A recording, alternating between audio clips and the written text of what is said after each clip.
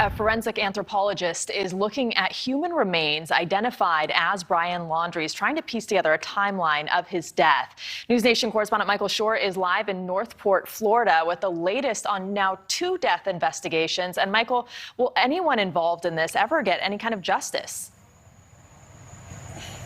You know, it's hard to say. You talked about the forensic anthropologist. Hopefully that will lead to at least understanding how Brian Laundrie died. The other part of it, though, is that there's a notebook that they've apparently found. And that notebook has been termed by the Northport police, quote unquote, salvageable. And the notion that it's salvageable may mean, and this could be a tease, but it may mean that they have some clue into whether or not Brian Laundrie talked about Gabby Petito, how she died, whether or not he left any kind of a letter as to his own suicide, if in fact that was how he died. You know, in suicides, it is said that about 15% only of suicides leave notes, leave letters explaining why they were taking their lives. If Brian Laundrie went into the reserve to do that, perhaps he left a letter. So it could advance this investigation.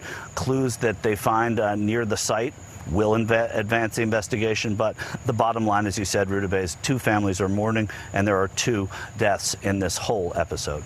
And you know, a lot was made of Brian Laundrie's parents finding his belongings and then the remains within about an hour of going to the reserve themselves with the police. Is it totally implausible that after the water receded, they found his body where they said the body was going to be?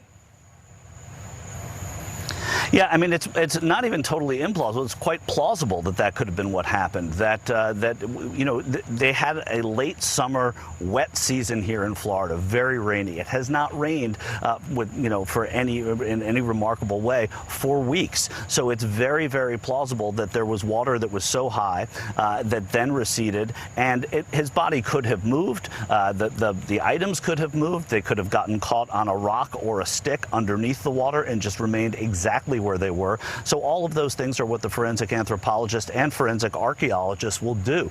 But in point of fact, the parents went to where they said originally Brian Laundrie would go out on his hikes.